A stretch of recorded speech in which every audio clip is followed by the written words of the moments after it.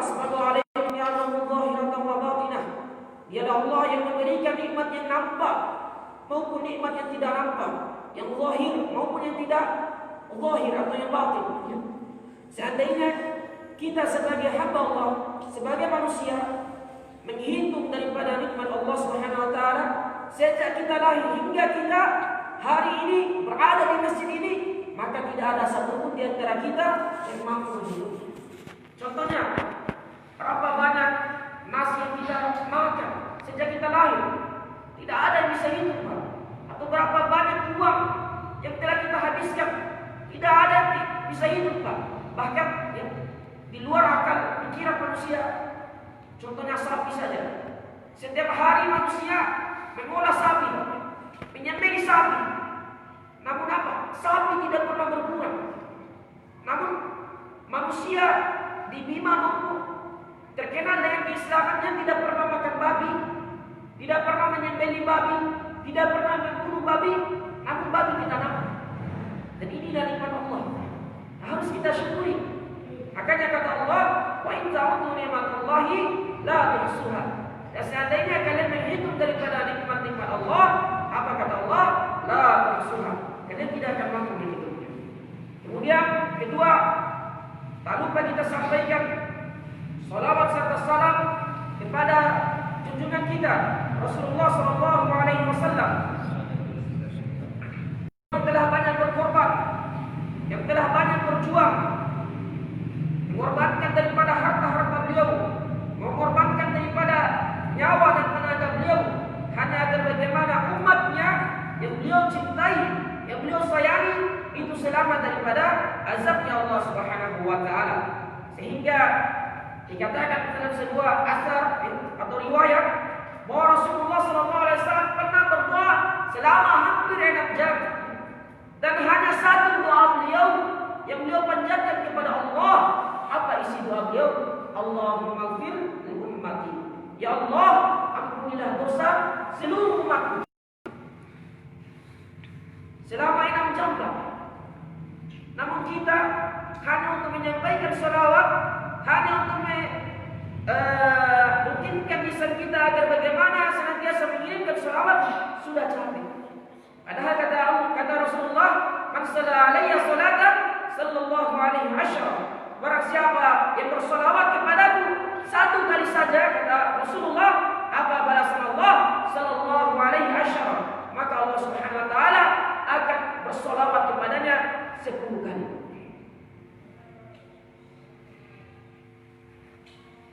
Saking hebatnya Rasulullah, teman-teman sekalian, sampai-sampai apa yang Allah katakan, innallaha wa malaikatahu, sesungguhnya Allah Subhanahu wa taala dan para malaikatnya, apa yang mereka lakukan? Yusalluna 'alan nabi, mereka semua berselawat kepada Rasulullah sallallahu alaihi wasallam. Ya ayyuhalladzina amanu, wahai orang-orang beriman, apabila kita dipanggil orang beriman, maka terkentutlah hati-hati orang beriman. Sallu alaihi wasallimu taslima. Berikanlah salawat, berikanlah hadiah kepada Rasulullah sallallahu alaihi wasallam. Lalu apa ancaman? Lalu apa ancaman Rasulullah sallallahu alaihi wasallam apabila kita enggan untuk bersolat kepada beliau? Beliau katakan, al-bakhilul ladzi dzikirtu 'indahu falam yusalli alaihi. Sebakhil-bakhilnya manusia, sebakhil-bakhilnya seseorang, setokin-tokin daun, yaitu apabila dibacakan nama Rasulullah sallallahu alaihi wasallam di hadapannya, namun ia enggan untuk berselawat kepada Rasulullah sallallahu alaihi wasallam. Hadirin rahimakumullah. Kami diberikan amanah untuk menyampaikan tema yang berjudul utamakan adab sebelum berilmu. Masya Allah, tema yang begitu luar biasa, tema yang menyangkut daripada para penuntut ilmu syar'i. Jadi kita berkumpul di majelis ini, Rasulullah SAW kabarkan, berikan kabar gembira. Lewat sebuah hadisnya, Rasulullah SAW katakan, majtama'a qaumun fi baitin min buyutillahi ta'ala. Tidaklah suatu kaum, tidaklah suatu masyarakat, tidaklah para anak muda, tidaklah berkumpul di masjid-masjidnya Allah Subhanahu wa taala, apa yang mereka lakukan? Yatluna kitab Allah. Mereka membaca daripada kitab Allah Subhanahu wa taala. Alhamdulillah, luar biasa saudara kita telah membacakan ayat-ayat Allah. Kemudian apa? Wa yatadarasunahu bainahum. Kemudian mereka saling mengkaji, saling bertukar pikiran untuk membahas daripada masalah-masalah agama. Lalu apa kebahagiaan yang diberikan Allah Subhanahu wa taala kepada orang beriman? Illa nazalat alaihi wasakinah. Melainkan akan diturunkan sakinah, diturunkan ketenangan pada diri mereka. Ya. Kemudian wawasyatuhumur rahmah. Kemudian akan diliputi dengan rahmat-rahmat Allah Subhanahu wa taala. Wa hafathumul malaikah, dan malaikat-malaikat Allah Subhanahu wa taala di atas kita di masjid ini sedang mengelilingi daripada kita yang sedang mempelajari agama. Bahkan apa yang Allah Subhanahu wa taala katakan, wa zakarallahu fi man indah. Dan Allah Subhanahu wa taala di arsy-Nya sana itu memuji nama-nama kita di hadapan para malaikat yang berada di sisinya. Contohnya, Masya Allah, itu hambaku, onakku sedang mengkaji agama, sedang memuji namaku, sedang menghafalkan Al-Quran, sedang berkumpul untuk melakukan kajian. Maka siapa yang tidak bangga? Bupati saja menyebut nama kita, Masya Allah, bangga kita luar biasa. Tetapi ini yang menyebut, ini yang membanggakan ialah Allah Subhanahu wa ta'ala. Hadir rahimahullah. Adab, sebagaimana kata Ibnu Hajar al-Asqalani, al-adab istimal ma yaquluna fi'lan. Jadi adab itu adalah segala sesuatu, baik dari berupa perkataan maupun perbuatan, yang menimbulkan kesenangan manusia, yang menimbulkan keridhaan manusia, yang menimbulkan daripada kecintaan manusia. Wa arada ba'dahum anhu ahlakul karimah. Dan para ulama, sebagian besar ulama mendefinisikan bahwa adab itu adalah akhlakul karimah, adalah akhlak yang terpuji. Jadi banyak para penuntut ilmu, Masya Allah, ya. Banyak orang-orang yang menuntut ilmu agama lupakan adab, lupakan akhlakul karimah, sehingga tak akhirat, sehingga tak jarang di antara kita yang menuntut ilmu agama namun lisannya sangat tajam kepada para ulama, lisannya sangat tajam kepada para dai, lisannya sangat tajam kepada teman-temannya, lisannya sangat tajam kepada para kiai. Bahkan, ya, auzubillah, apabila ada yang tidak sependapat dengan dirinya, apabila tidak ada yang sepaham kajian dengan dirinya, auzubillah, dia melontarkan bid'ah, sesat, menyesatkan, dia kafir. Auzubillah. Rasulullah SAW tidak mengajarkan demikian. Rasulullah SAW tidak memberikan pembelajaran demikian kepada para sahabatnya. Sehingga di antara tujuan atau misi Rasulullah SAW diutus oleh Allah, apa kata Rasulullah? Innama bu'istu liutammima makarimal akhlak. Sesungguhnya aku hanyalah diutus agar bagaimana menyempurnakan daripada akhlak-akhlak manusia. Makanya Allah Subhanahu wa taala, saking luar biasanya akhlak Rasulullah sallallahu alaihi wasallam, saking luar biasanya adab Rasulullah sallallahu alaihi wasallam, Allah Subhanahu wa taala memberikan pujian, wa innalaka la'ajran ghairu mamnun. Sesungguhnya bagimu Muhammad ada pahala yang tidak terputus dari Allah, pahala yang tidak akan pernah terputus. Kenapa demikian? Apakah karena ilmu Nabi Muhammad SAW tinggi? Tidak. Apakah karena kedudukan Sallallahu Alaihi Wasallam tinggi? Tidak. Apakah karena harta beliau memiliki harta yang luar biasa? Tidak. Tetapi apa yang Allah puji? Wa innaka la'ala khuluqin 'azim. Dan sungguh engkau Muhammad memiliki akhlak yang terpuji. Makanya para penuntut ilmu, kita belajar sejarah daripada para ulama. Imam Malik, Pak. Imam Malik, apa yang beliau katakan? Kanat ummi tu'amminuni.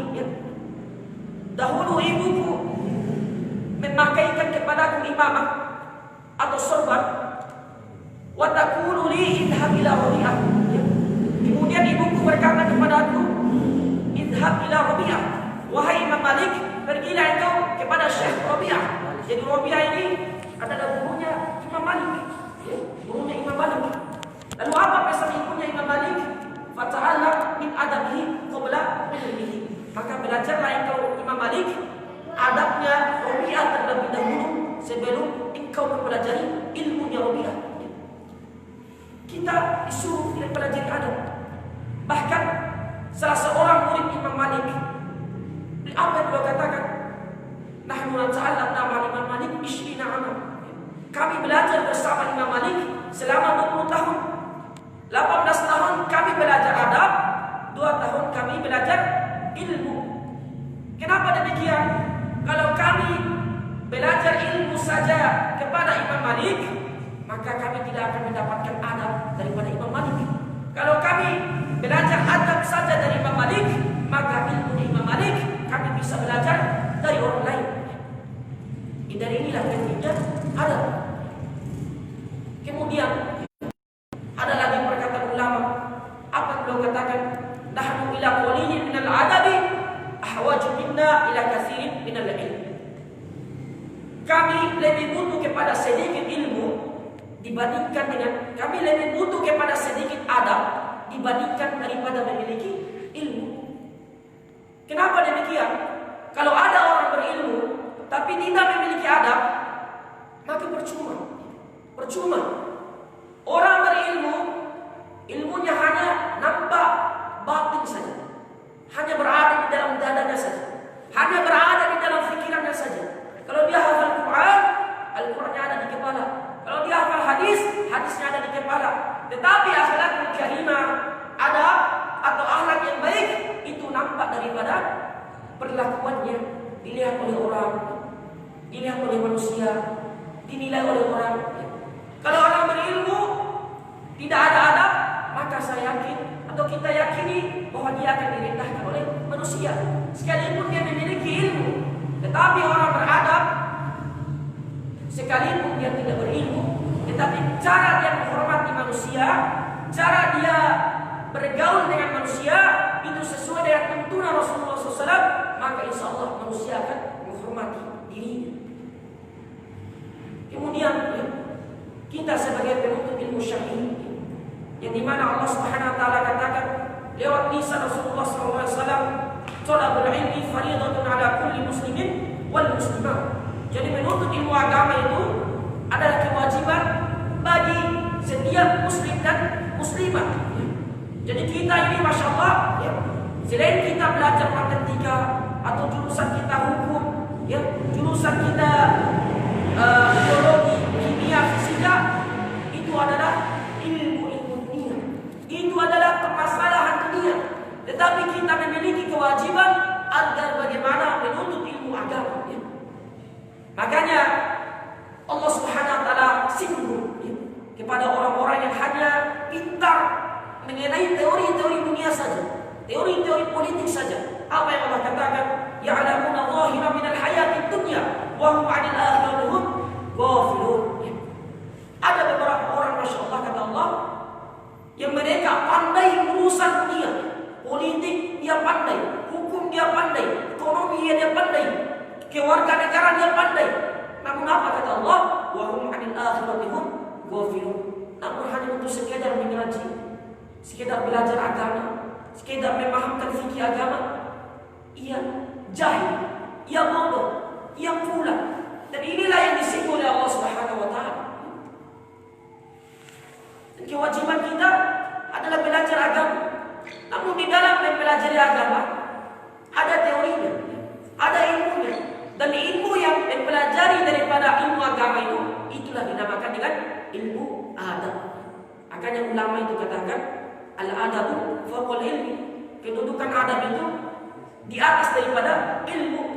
Sehingga Rasulullah katakan, akmalul mu'minina imanan ahsanul khuluqa. Sesempurnanya iman seorang muslim, seorang beriman, ialah apa? Ahsanul khuluqa. Ialah orang-orang yang akhlaknya itu bagus kepada manusia.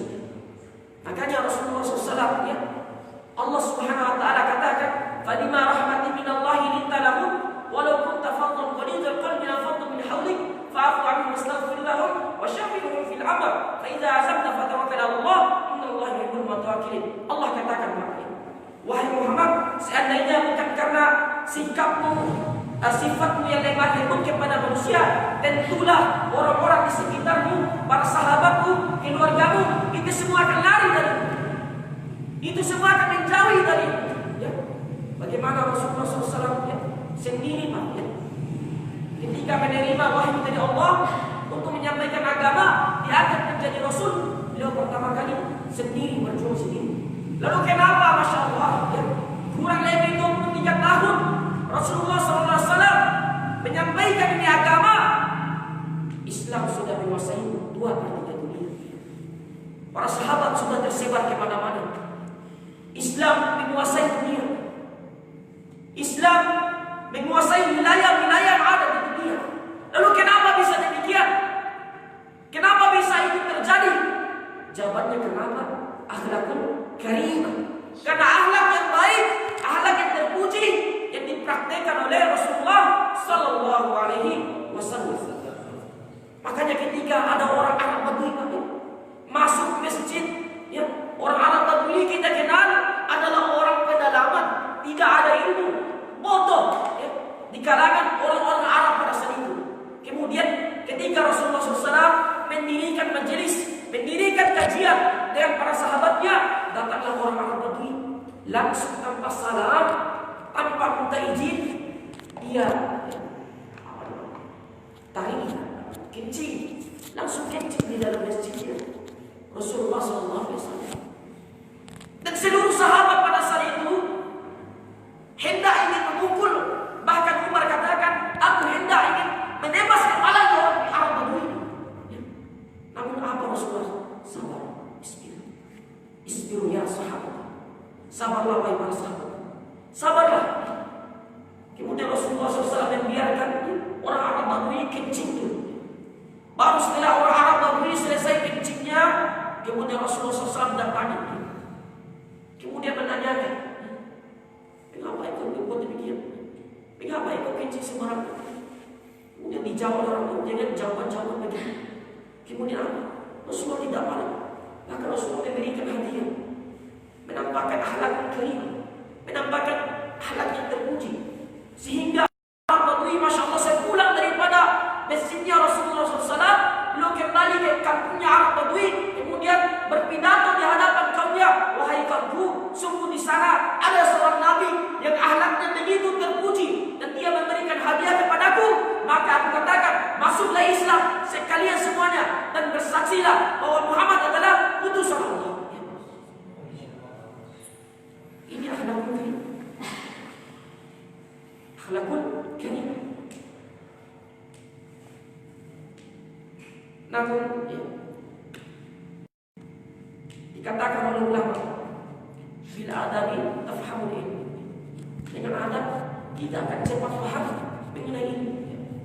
Kalau kita merasa bahwa kita sulit untuk mengkaji sebuah pelajaran, mengkaji sebuah ilmu pengetahuan, mengkaji daripada Al-Quran dan Sunnah, maka kita introspeksi diri kita. Bagaimana adab kita kepada teman kita? Bagaimana adab kita di dalam belajar? Apakah dikira kita sering ngantuk? Kalau orang sering ngantuk sungguh, katakan bahwa tidak akan pernah paham. Bagaimana dengan PR-PR yang dikasih oleh guru? Bagaimana dengan tugas-tugas apakah dikerjakan atau tidak? Hal-hal yang seperti ini yang harus kita perhatikan, yang harus kita pikirkan, agar bagaimana proses kita menuntut ilmu, Allah Subhanahu wa taala berkahi dan Allah Subhanahu wa taala memberikan kepahaman bagi kita. Allah Subhanahu wa taala yang mudah memberikan pemahaman kepada seorang manusia, memberikan kecerdasan kepada manusia yang pada awalnya manusia itu bodoh mudah. Kita lihat contohnya, Albert Einstein dikeluarkan dari sekolahnya hanya karena beliau tidak bisa mengerjakan satu soal. Kemudian Thomas Alva Edison, penemu lampu, beliau telah melakukan percobaan agar bagaimana lampu itu bisa nyala sebanyak 999 kali, kurang satu kali mendekati 1000. Tapi beliau tidak pernah berputus asa. Beliau bahkan mencoba hingga kali 999 kali lampu sudah ada. Kita nikmati. Kemudian ada ulama kita Ibnu Hajar al-Asqalani. Beliau Masya Allah ya, mengadu kepada Allah, ya Allah, mengapa aku susah untuk mempelajari daripada pelajaran, susah menghafalkan Al-Quran, susah menghafalkan hadis. Kemudian beliau berdiri termenung di hadapan air terjun. Kemudian mulai air terjun ya, mengenai batu. Kemudian batu itu terpecah karena air terjun. Kemudian beliau berpikir, batu saja begitu keras, batu saja yang begitu kuat bisa pecah, bisa hancur karena air terjun. Lalu bagaimana akal? Tidak ada orang bodoh, tidak ada orang yang jahil, tidak ada orang tidak bisa, semua orang bisa. Bahkan rumusnya Allah katakan, wattaqullah wa yu'allimukumullah. Bertakwalah kepada Allah, niscaya Allah Subhanahu wa taala akan mengajari kalian secara langsung. Dan bagian daripada takwa kita kepada Allah Subhanahu wa taala ialah mempelajari adab-adab di dalam majelis ilmu, adab-adab di dalam belajar.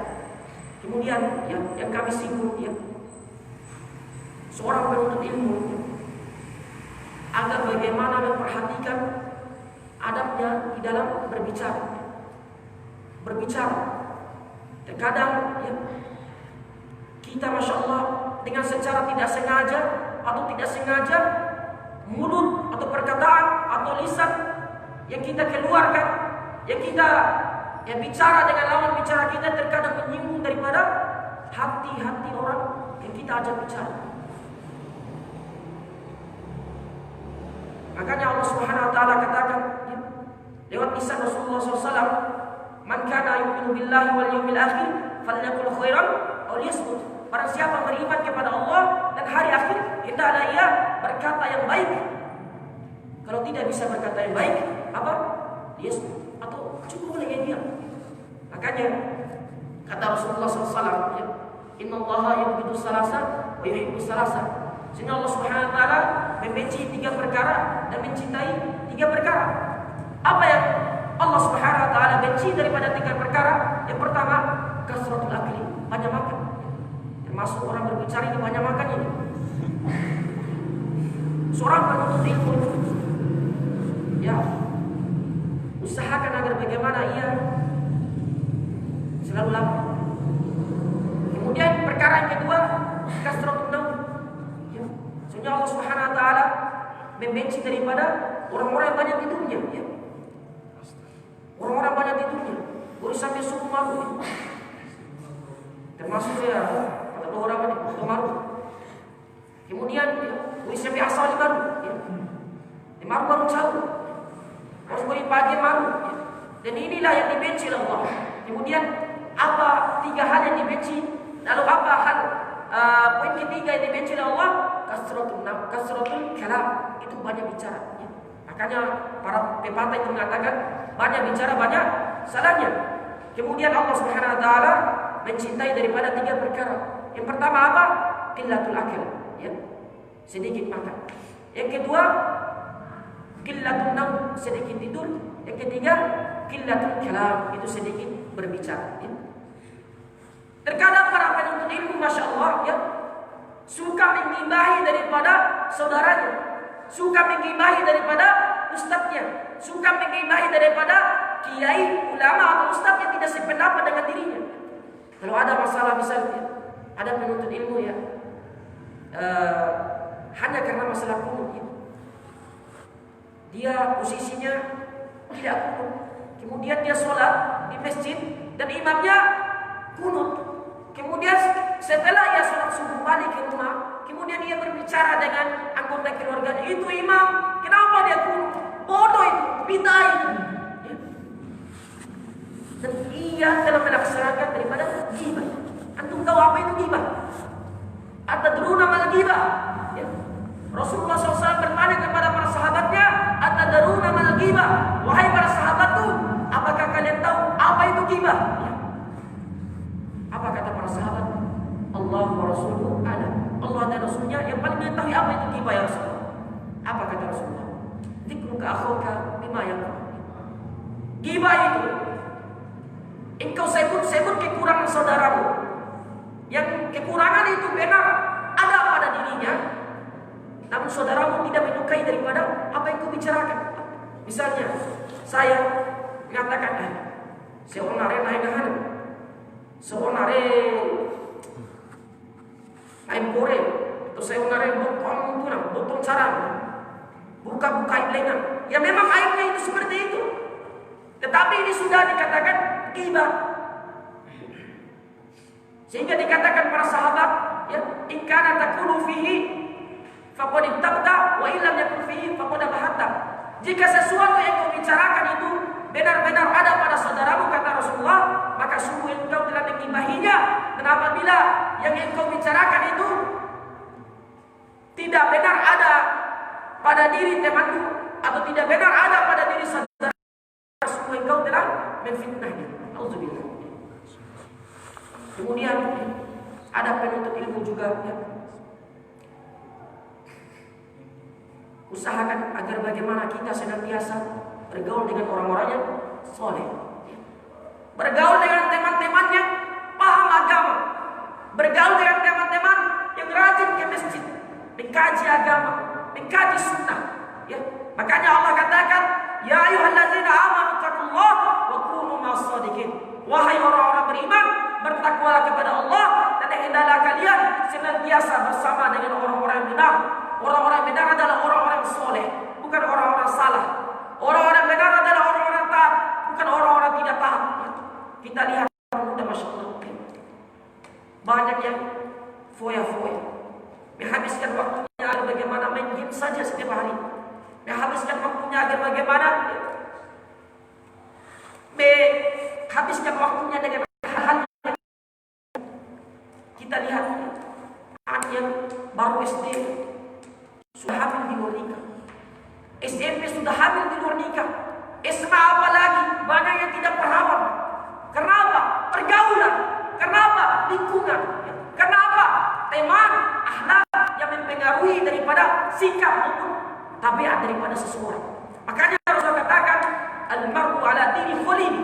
Seseorang itu, tabiat seseorang, agama seseorang, sikap seseorang itu bergantung daripada sikap ataupun tabiat teman sepergaulan. Teman sepergaulannya.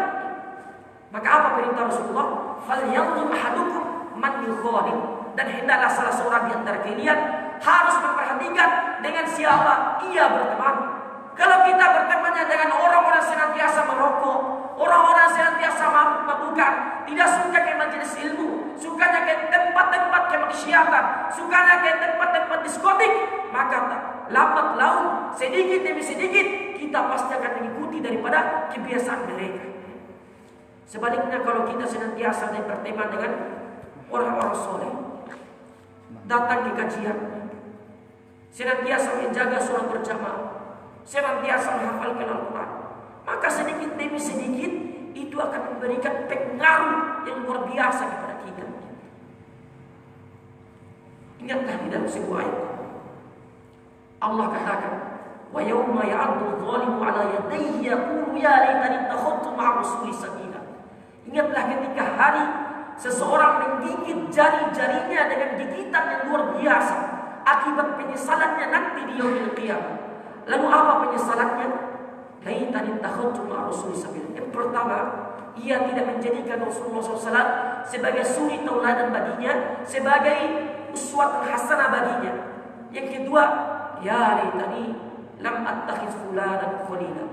Penyesalan kedua yang dialami oleh seseorang begitu menyesal nanti di yaumil qiyamah apa? Karena dia berteman dengan orang-orang yang salah, berteman dengan teman-teman yang salah, berteman dengan teman-teman yang senantiasa membisikkan keburukan pada dirinya. Makanya apa yang dia katakan? Laqad adallani 'ani dzikri ba'da ijani. Ya Allah, aku menyesal ya Allah. Mengapa dulu aku berteman dengan si fulan yang senantiasa mengajakku merokok ya Allah, menghisap narkoba ya Allah, mempermainkan sholat ya Allah, tidak belajar ilmu agama ya Allah. Apa yang dia katakan? Dia telah memalingkan aku daripada agama. Dan inilah penyesalan. Makanya Allah katakan ya, al-akhillau yawma idzin ba'dhum 'ala ba'din illa al-muttaqin ya. Nanti di yaumil qiyamah perkumpulan-perkumpulan ya, jamaah-jamaah ya, komunitas-komunitas ya, antara teman dengan teman. Misalnya di sebuah komunitas ada 10 orang, dan nanti di yaumil qiyamah itu akan saling berdebat, itu akan saling menyalahkan. Kamu, gara-gara kamu aku masuk neraka, gara-gara kamu aku disiksa oleh Allah, gara-gara kamu aku tidak masuk surga. Lalu apa kata Allah? Innal muttaqin.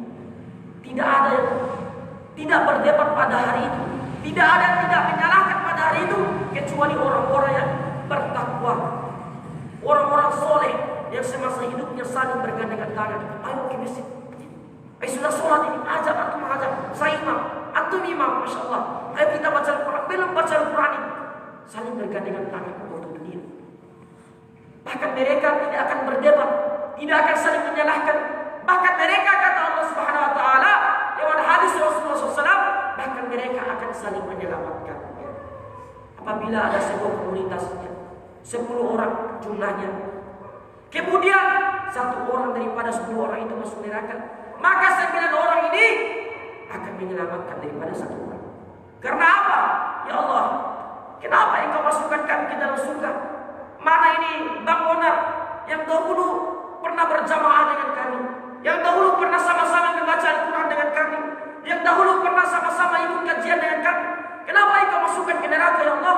Sedangkan kami adalah temannya yang senantiasa melaksanakan amal soleh dengannya. Lalu apa kata Allah? Idhab ila nar fabahas anhu. Pergilah engkau cari ke neraka dan carilah dia dan ajaklah dia masuk ke dalam surga. Siapakah yang tidak mau? Apabila ada teman-teman kita, masya Allah, kalau takdir kita Allah Subhanahu Wa Taala takdirkan kita ke dalam neraka, tapi masa ada teman-teman kita, masya Allah, yang akan berhujat kepada Allah, ya Allah, ya temanku ini, masya Allah, kemana dia? Kemana dia? Namun orang-orang yang tidak beriman, orang-orang salah, kalau ada temannya masuk surga 1 orang ya, sedangkan 9 orang yang masuk neraka semua, maka 9 orang ini akan menuntut di hadapan Allah. Ya Allah, ya, mengapa Engkau masukkan dia ke dalam surga ya Allah?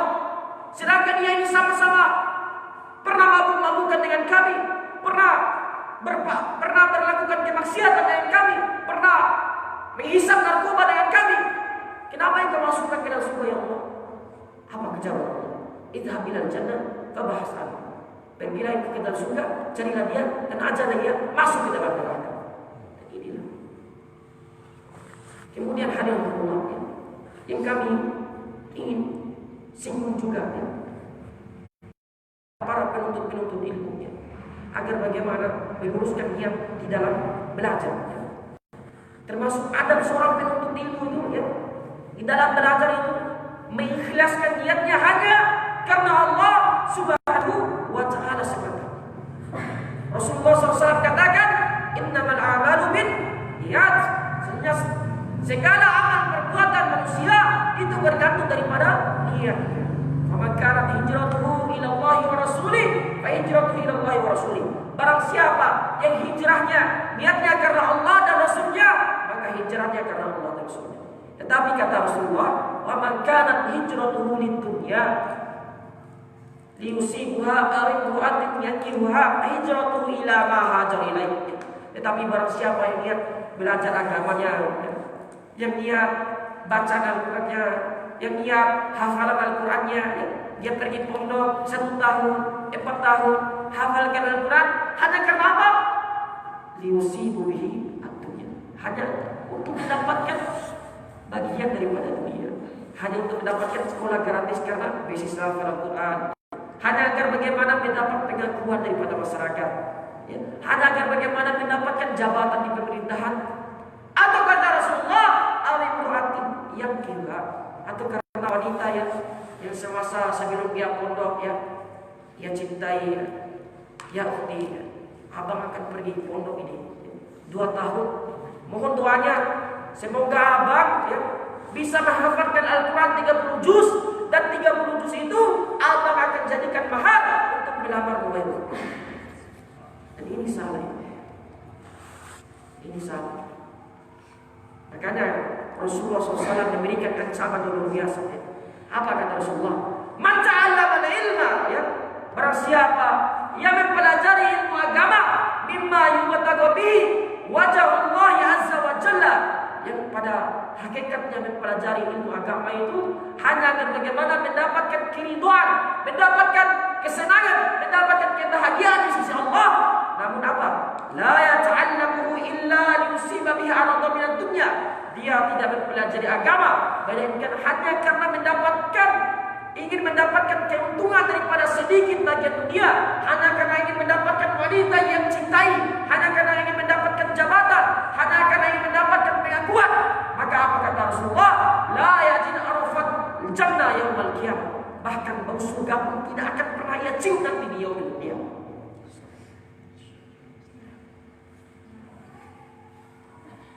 Ya. Dan ini yang memang harus kita perbaiki. Memang saat jujurnya juga ini, Masya Allah, ini masih ada yang salah. Namun kita sama-sama belajar. Ada yang salah, bahkan terkadang ada pujian, ya, ada perkataan-perkataan, ya. Terkadang kami merasa ujungnya akan ilmu kami. Terkadang kami riak, terkadang kami sombong. Dan inilah harus kita singkirkan, ya. Singkirkan, ya. Bahkan nanti di neraka, ya, di yaumil qiyamah, bukan para pemabuk, bukan para pezina, bukan para koruptor, bukan para pencuri, bukan para pelaku kemaksiatan yang pertama kali Allah Subhanahu wa taala lempar ke dalam neraka. Tetapi apa? Ada 3 golongan. Yang pertama, ahlul Quran. Orang-orang yang membaca Al-Quran, qori, para hafiz Quran, ya. Sehingga dikatakan dalam sebuah hadis, ya, apa yang Allah katakan di hadapan para ahli Quran nanti di yaumil qiyamah, wahai engkau, sungguh aku telah memudahkan engkau menghafalkan Al-Quran, membaca Al-Quran, menjadi qori. Lalu apa yang engkau lakukan terhadap Al-Quran? Ya Allah, aku membaca Al-Quran hanya untuk mendapat ridho-Mu ya Allah. Aku membaca Al-Quran hanya untuk mendapatkan kesenangan-Mu ya Allah. Lalu apa kata Allah? Kadzabta, engkau bohong, engkau dusta. Engkau baca Al-Quran, engkau hafal Quran hanya karena ingin disebut qori, hanya ingin disebut hafiz Quran, maka masuklah itu di neraka. Kemudian ditatapkan lagi orang-orang yang senantiasa bersedekah, bergemar memberikan sedekah, memberikan bantuan-bantuan, Masya Allah, ya. Kemudian dikatakan, bukankah aku telah melakukan rizkimu? Betul ya Allah. Lalu apa kata Allah? Lalu apa yang kau lakukan terhadap harta-hartamu? Ya Allah, aku sedekahkan harta-hartaku agar bagaimana aku mendapatkan ridho dan pahala darimu. Aku sedekahkan infak-infakku agar bagaimana bisa mendapatkan kesenangan dan ridho darimu. Apa kata Allah? Kadzabta, engkau bohong, engkau dusta. Engkau sedekahkan hartamu disebut sebagai orang dermawan agar engkau mendapatkan suara pada pemilihan anggota dewan, agar engkau mendapatkan suara pada pemilihan calon bupati. Kemudian yang terakhir, didatangkan orang-orang yang berjihad fi sabilillah, orang-orang berjihad di jalan Allah. Kemudian mereka pun mati terbunuh. Allah Subhanahu wa taala berbicara di hadapannya, bukankah aku telah memberikan kepadamu kematian syahid, memberanikan hatimu agar bagaimana syahid jalan. Betul ya Allah. Lalu apa yang kau akan kerjakan? Ya, aku telah berjihad di jalanmu ya Allah. Aku telah mati agar bagaimana aku mendapatkan syahid, mendapatkan surga tanpa hisab, mendapatkan ridho darimu ya Allah. Apa balasan Allah? Kadzabta, engkau bohong, engkau dusta. Engkau berjihad di jalan Allah, engkau mempelajari ilmu agama, engkau mati di jalan Allah, engkau bersimpuh darah di jalan Allah hanya karena engkau ingin disebut pemberani, hanya karena engkau disebut pahlawan, hanya engkau ingin disebut sebagai orang yang berjasa. Maka apa kata Rasulullah? Ulaika salasatu tusairu bihim nar yaumil qiyamah. Maka wahai Abu Hurairah, mereka lah 3 golongan yang pada hari kiamat Allah Subhanahu wa taala pertama kali lempar ke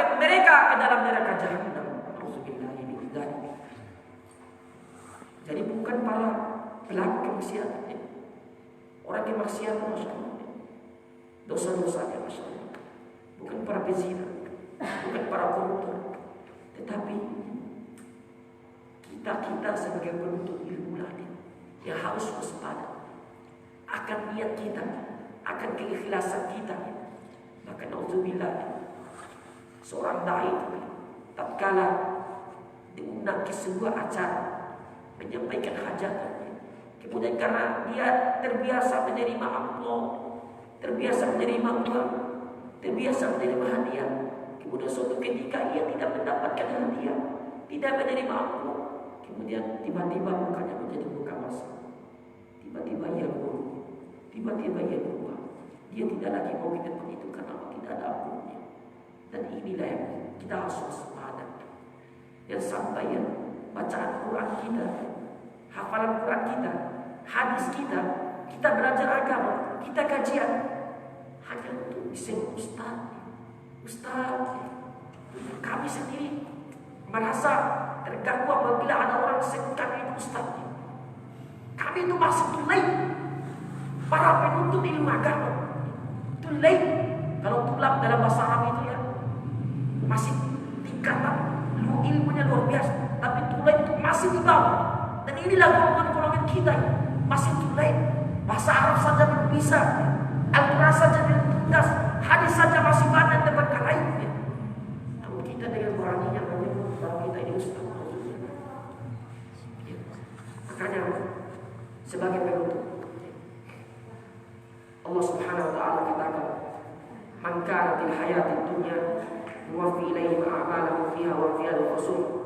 Ulaika alladziina laysa lahum fil akhirati illa an-nar wa habita ma sana'u fiha wa batilu ma kanu ya'malun." Barang siapa ya, ayat ini menjadi ayat yang menyebabkan para sahabat radhiyallahu taala anhum menangis, menyebabkan Rasulullah SAW terisak-isak tangisannya di dalam salatnya ketika membaca ayat ini. Lalu apa artinya? Dengarkan sebaik-baik. Barang siapa yang menginginkan kehidupan dunia, belajar agama, ikut kajian, hafal Quran, karena ada niat-niat bagaimana ia mendapatkan kemudahan dalam ia memperoleh rezeki atau bagian daripada kehidupan dunia. Apa kata Allah? Wa fi ilaihim a'malahum fiha wa fiha al-khusum. Kami akan berikan itu apa yang menjadi keinginannya itu, tanpa dikurangi sedikit pun. Namun apa kalimat Allah yang paling menyakitkan? Ulaika alladziina yukhsu illa an-nar. Mereka itulah orang-orang yang tidak mendapatkan apa-apa nanti di akhirat kecuali nerakanya Allah Subhanahu wa taala. Wa habita ma sana'u fiha wa batilun ma kanu ya'malun. Maka sia-sialah amalan, kajian, hafalan Quran, hadis, agama, ilmu yang mereka tuntut sewaktu mereka di dunia. Karena apa? Sia-sia saja nanti di yaumul qiyamah. Mungkin itu saja dapat sampaikan dengan keterbatasan waktunya. Kami meminta maaf ya, mungkin ada salah kata atau salah ucap ya, dari kami meminta maaf ya. Kullu bani adam khata' wa kullu khata'in tawwab. Setiap manusia itu pasti itu berbuat salah. Dan sebaik-baik orang yang berbuat salah apa? At-tawwab, yang orang-orang yang segera bertaubat dan meminta maaf kepada Allah. Ya. Marilah kita tutup ya, kajian kita pada malam hari ini dengan membaca sama-sama doa kafaratul majelis. Subhanallahi wa bihamdika asyhadu an la ilaha illa anta astaghfiruka wa atubu ilaik. Wassalamualaikum warahmatullahi wabarakatuh. Tutup. Ya. Tutup lalu kan doa. Ya. Doa sih. Doa. Iya. Ya, marilah kita sama-sama ya, mengangkat tangan kita berdoa kepada Allah Subhanahu wa taala ya. Semoga kita Allah Subhanahu wa taala menjaga niat-niat kita ya, membersihkan hati-hati kita ya dari tujuan-tujuan atau niat-niat yang salah sehingga ya sia-sialah amalan perbuatan kita. Amin. Alhamdulillahirabbil alamin ya. Allahumma shalli ala Muhammad wa ala ali Muhammad. Allahumma ighfir lil muslimina wal muslimat wal mu'minina wal mu'minat al ahya'i minhum wal amwat innaka antas samiul qarib mujibud da'wat ya qadil hajat. Allahumma rabbana zalamna anfusana wa illam taghfir lana wa tarhamna lanakunanna minal khasirin. Allahumma inna na'udzubika min jahdil bala wa ودرك الشقاء وسوء القضاء وشماتة الأعداء. اللهم إنا نعوذ بك من زوال نعمتك وتحول عافيتك وفجاءة نقمتك. اللهم إنا نعوذ بك من البرص والجنون والجذام ومن سيء الأسقام. اللهم اغفر لنا ولإخواننا الذين سبقونا بالإيمان ولا تجعل في قلوبنا غلا للذين آمنوا ربنا إنك رؤوف رحيم. اللهم يسر لنا في حفظ القرآن. اللهم يسر لنا في إتقان القرآن. اللهم إنا نسألك علما نافعا ورزقا طيبا وعملا متقبلا. اللهم فقهنا في الدين وعلمنا تأويل. اللهم فقهنا في الدين وعلمنا تأويل. اللهم فقهنا في الدين وعلمنا تأويل. اللهم ربنا هب لنا من أزواجنا وذرياتنا قرة أعين واجعلنا للمتقين إماما. اللهم ربنا آتنا في الدنيا حسنة وفي الآخرة حسنة وقنا عذاب النار. وصلى الله على نبينا محمد والحمد لله رب العالمين. Masyaallah, itulah sirakannya singkat dari Ustaz Abdullah Al-Bukhari